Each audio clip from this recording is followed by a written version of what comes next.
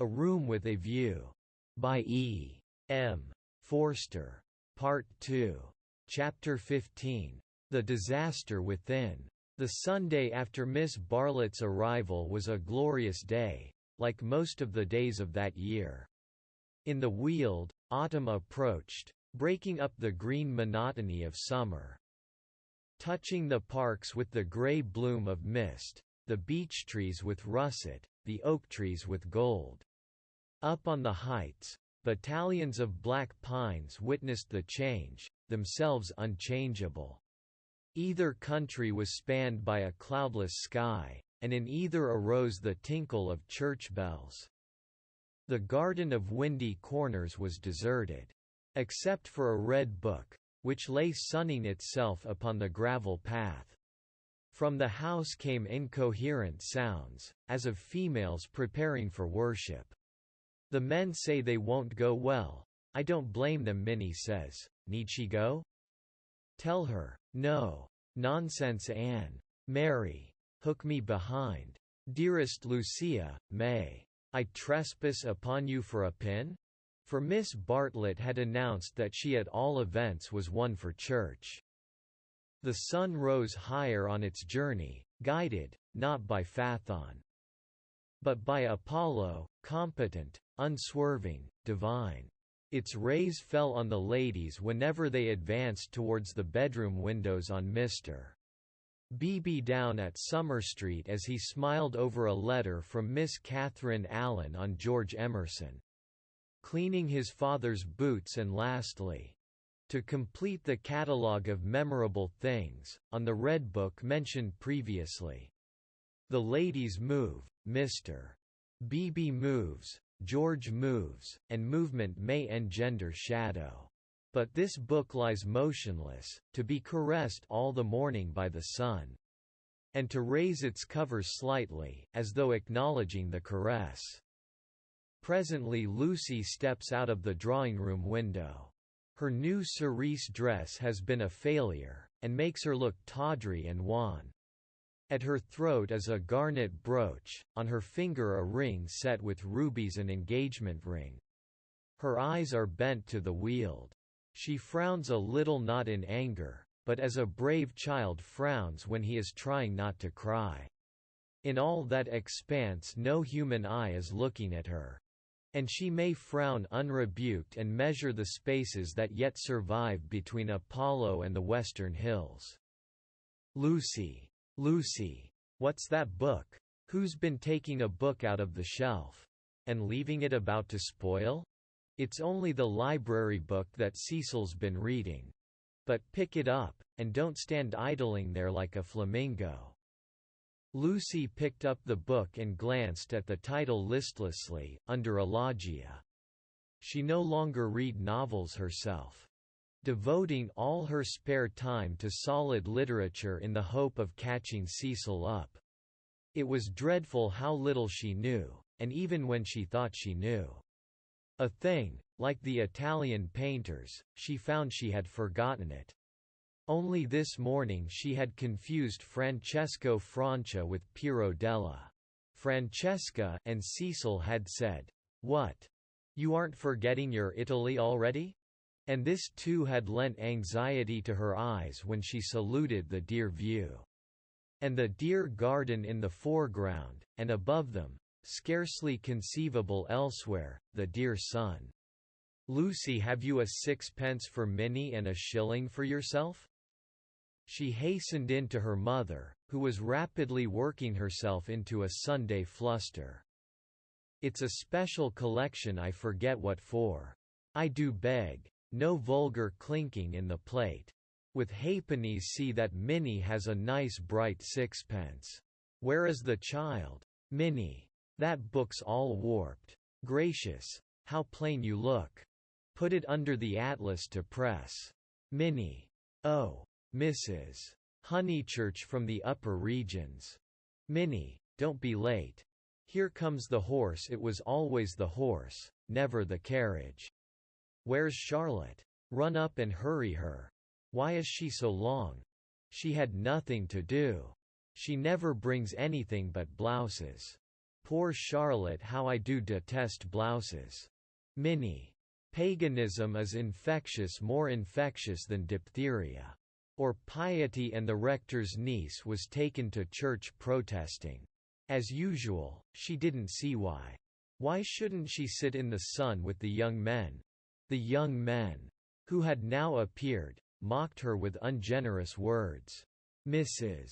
Honeychurch defended orthodoxy, and in the midst of the confusion Miss Bartlett, dressed in the very height of the fashion, came strolling down the stairs. "Dear Marian, I am very sorry, but I have no small change, nothing but sovereigns and half-crowns. Could anyone give me—" "Yes, easily. Jump in. Gracious me, how smart you look. What a lovely frock. You put us all to shame. If I did not wear my best rags and tatters now, when should I wear them?" said Miss Bartlett reproachfully. She got into the victoria and placed herself with her back to the horse.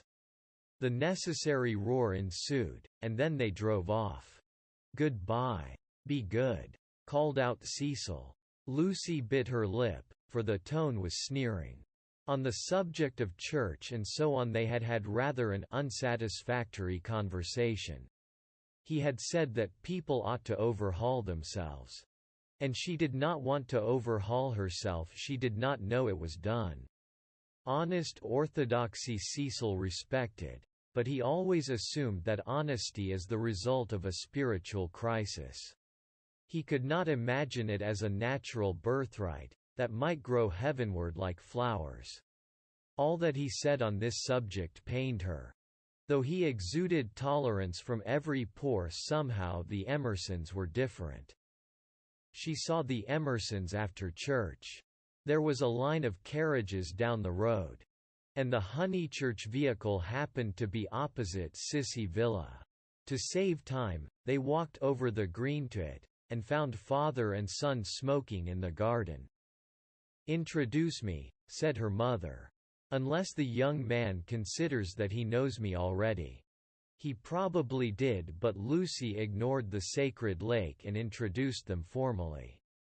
Old Mr. Emerson claimed her with much warmth, and said how glad he was that she was going to be married. She said yes, she was glad too, and then, as Miss Bartlett and Minnie were lingering behind with Mr. Beebe, she turned the conversation to a less disturbing topic, and asked him how he liked his new house. "Very much," he replied, but there was a note of offense in his voice. She had never known him offended before. He added, "We find, though, that the Miss Allens were coming, and that we have turned them out. Women mind such a thing. I am very much upset about it." "I believe that there was some misunderstanding," said Mrs. Honeychurch uneasily. "Our landlord was told that we should be a different type of person," said George, who seemed disposed to carry the matter further. "He thought we should be artistic. He is disappointed. And I wonder whether we ought to write to the Miss Allens and offer to give it up. What do you think?" He appealed to Lucy. "Oh, stop now, you have come," said Lucy lightly. She must avoid censuring Cecil. For it was on Cecil that the little episode turned, though his name was never mentioned. "So George says. He says that the Miss Allens must go to the wall. Yet it does seem so unkind. There is a certain amount of kindness. Just as there is a certain amount of light," he continued in measured tones. "We cast a shadow on something wherever we stand. And it is no good moving from place to place to save things because the shadow always follows. Choose a place where you won't do harm, yes. Choose a place where you won't do very much harm, and stand in it for all you are worth, facing the sunshine. Oh, Mr. Emerson, I see you're clever. I see you're going to be clever. I hope you didn't go behaving like that to poor Freddie." George's eyes laughed, and Lucy suspected that he and her mother would get on rather well. "No, I didn't," he said. "He behaved that way to me. It is his philosophy. Only he starts life with it, and I have tried the note of interrogation first." "What do you mean?" "No, never mind what you mean. Don't explain. He looks forward to seeing you this afternoon. Do you play tennis? Do you mind tennis on Sunday?" George mind tennis on Sunday. George, after his education, distinguish between Sunday. Very well. George doesn't mind tennis on Sunday.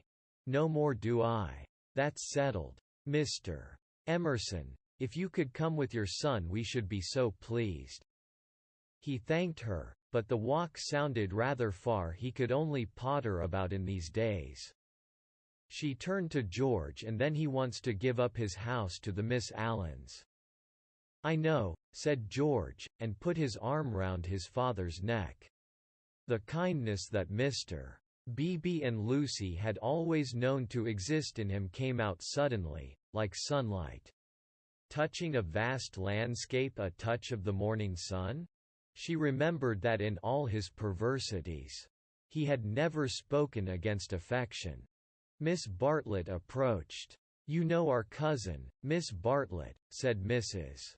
Honeychurch pleasantly. "You met her with my daughter in Florence."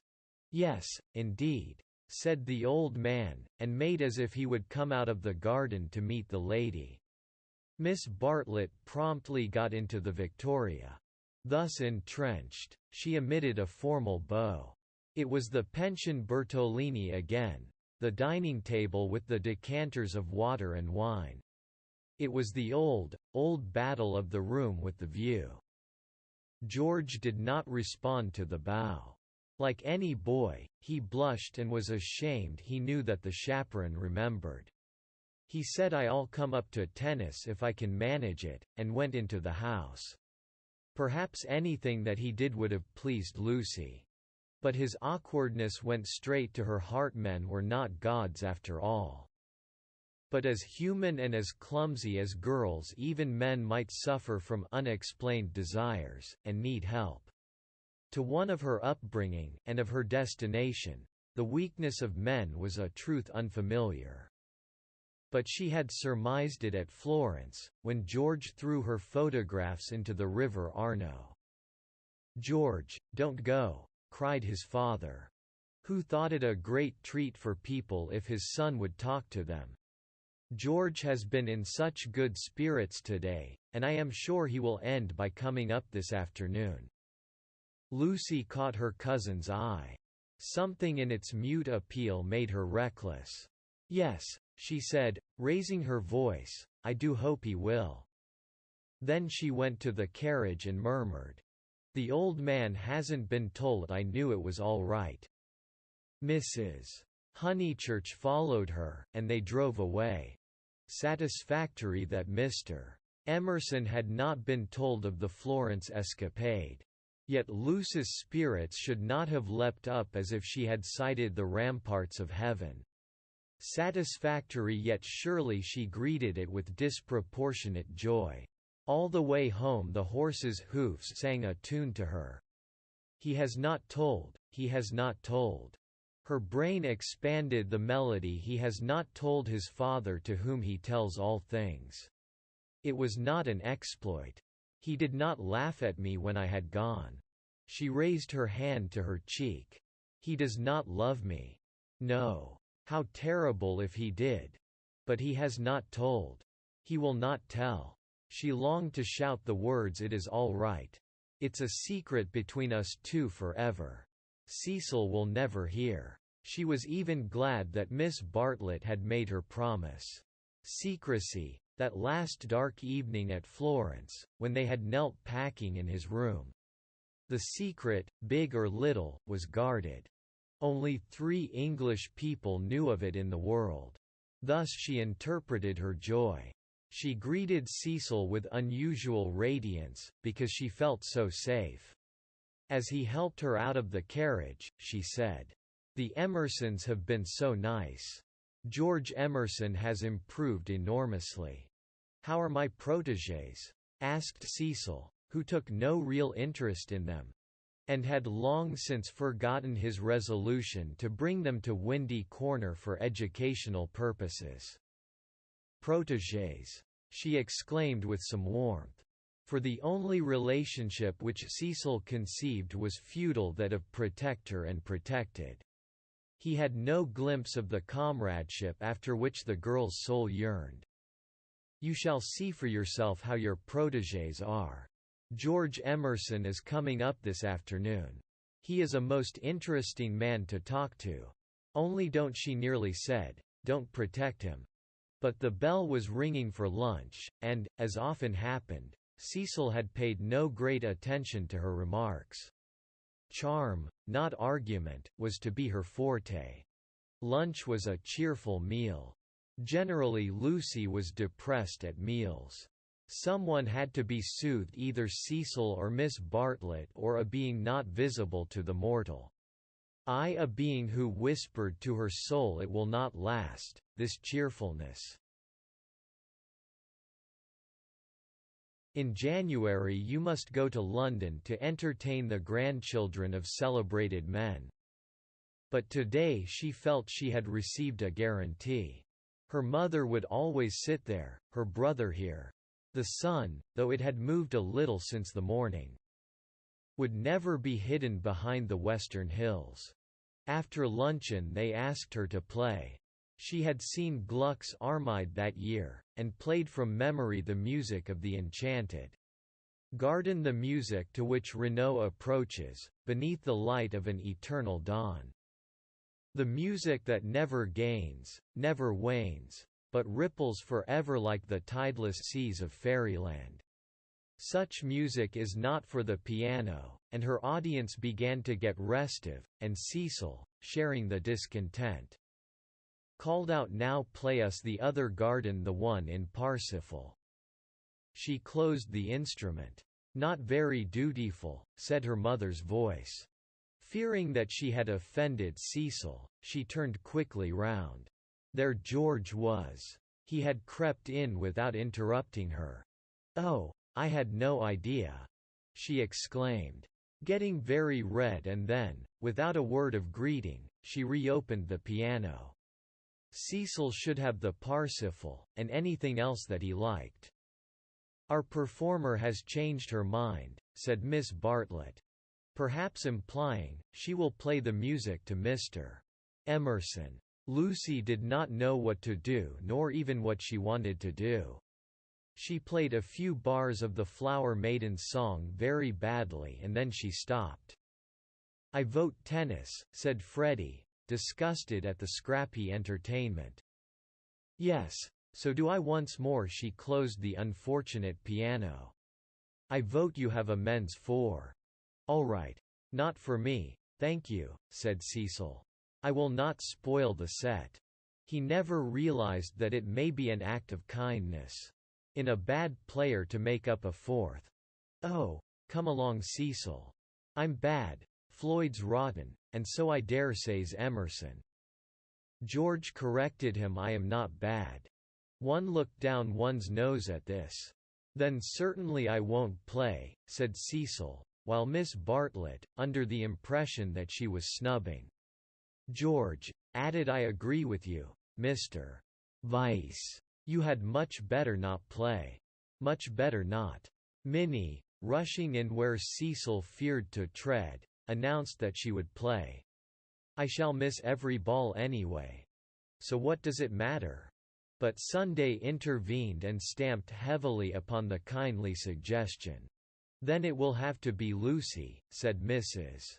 Honeychurch. "You must fall back on Lucy. There is no other way out of it.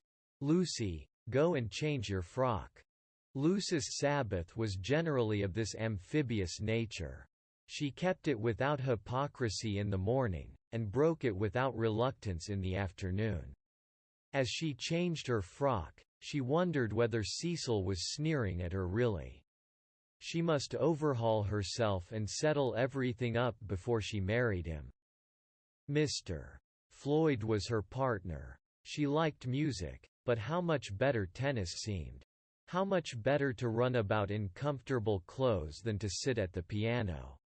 and feel girt under the arms. Once more music appeared to her the employment of a child. George served, and surprised her by his anxiety to win.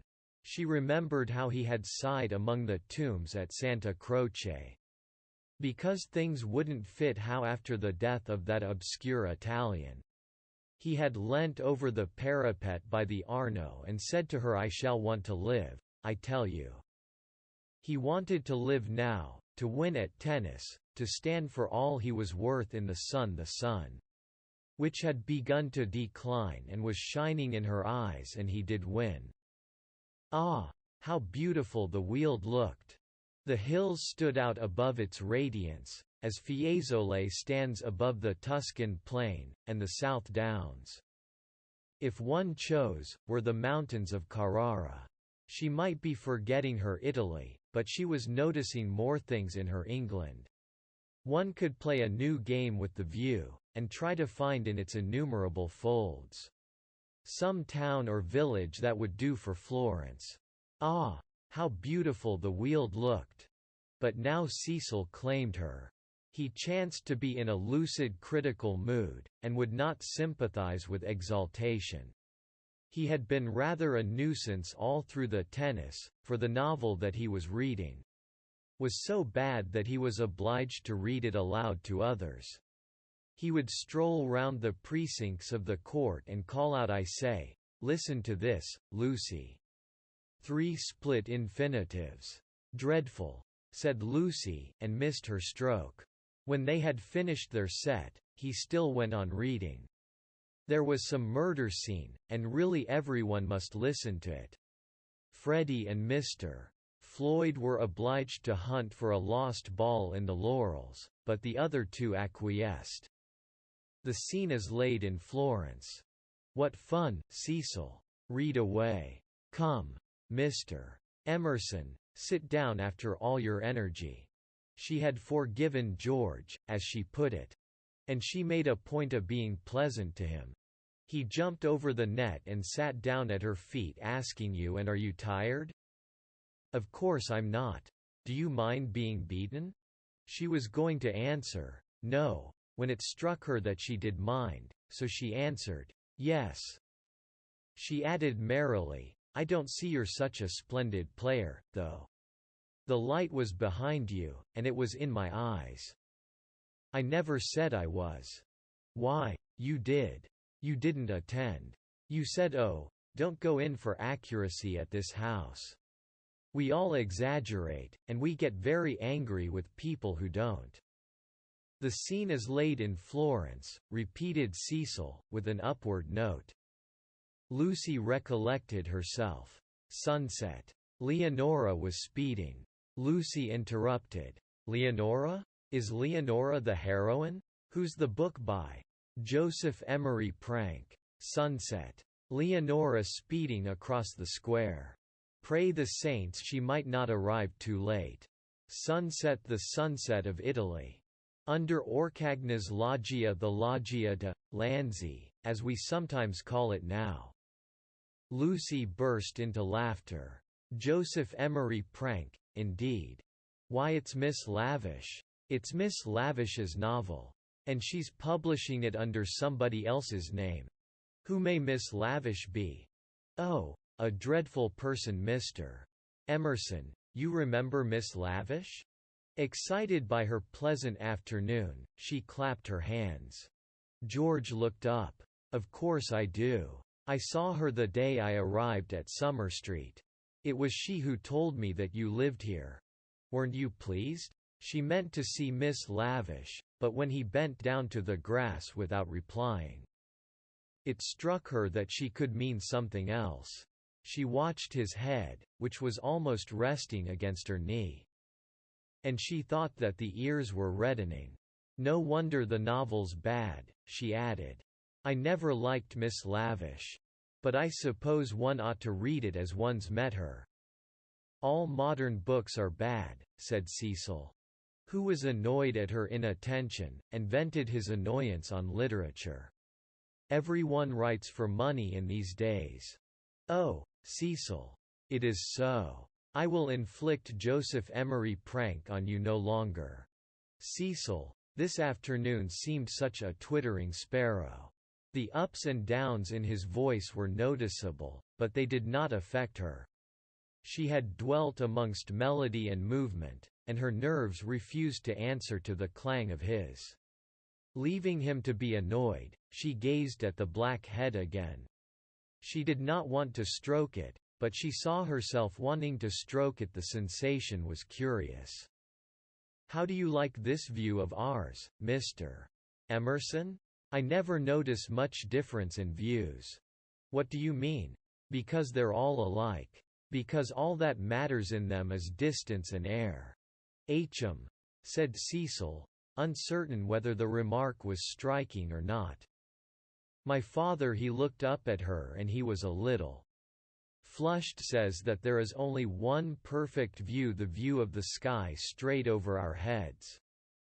And that all these views on earth are but bungled copies of it. I expect your father has been reading Dante, said Cecil, fingering the novel. Which alone permitted him to lead the conversation. He told us another day that views are really crowds of trees and houses and hills and are bound to resemble each other, like human crowds, and that the power they have over us is sometimes supernatural, for the same reason. Lucy's lips parted. For a crowd is more than the people who make it up. Something gets added to it, no one knows how, just as something has got added to those hills. He pointed with his racket to the South Downs. What a splendid idea, she murmured. I shall enjoy hearing your father talk again. I'm so sorry he's not so well. No, he isn't well. There's an absurd account of a view in this book, said Cecil. Also that men fall into two classes, those who forget views and those who remember them, even in small rooms. Mr. Emerson, have you any brothers or sisters? None. Why? You spoke of us. My mother, I was meaning. Cecil closed the novel with a bang. Oh, Cecil, how you made me jump. I will inflict Joseph Emery prank on you no longer. I can just remember us all three going into the country for the day and seeing as far as Hindhead. It is the first thing that I remember. Cecil got up. The man was ill-bred. He hadn't put on his coat after tennis. He didn't do. He would have strolled away if Lucy had not stopped him. Cecil, do read the thing about the view. Not while Mr.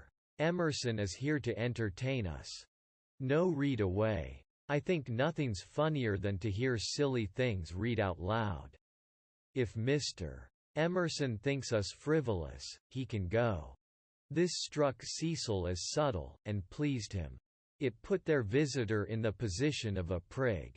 Somewhat mollified, he sat down again. Mr.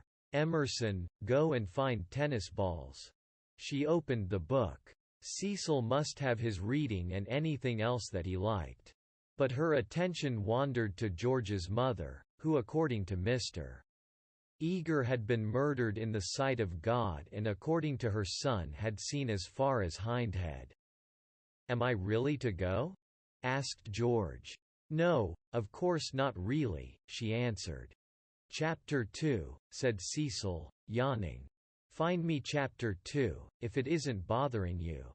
Chapter 2 was found, and she glanced at its opening sentences.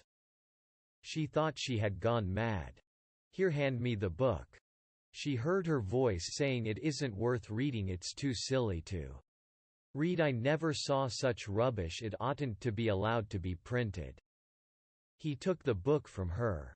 Leonora, he read, sat pensive and alone. Before her lay the rich champaign of Tuscany, dotted over with many a smiling village. The season was spring. Miss Lavish knew, somehow, and had printed the past in draggled prose, for Cecil to read. And for George to hear. A golden haze, he read. He read, afar off the towers of Florence. While the bank on which she sat was carpeted with violets. All unobserved Antonio stole up behind her. Lest Cecil should see her face, she turned to George and saw his face. He read, there came from his lips no wordy protestation such as formal lovers use. No eloquence was his, nor did he suffer from the lack of it. He simply enfolded her in his manly arms. This isn't the passage I wanted. He informed them, there is another much funnier, further on. He turned over the leaves. Should we go in to tea? Said Lucy, whose voice remained steady. She led the way up the garden, Cecil following her, George last. She thought a disaster was averted. But when they entered the shrubbery it came. The book, as if it had not worked mischief enough, had been forgotten, and Cecil must go back for it, and George, who loved passionately, must blunder against her in the narrow path. No, she gasped, and, for the second time, was kissed by him. As if no more was possible, he slipped back. Cecil rejoined her. They reached the upper lawn alone.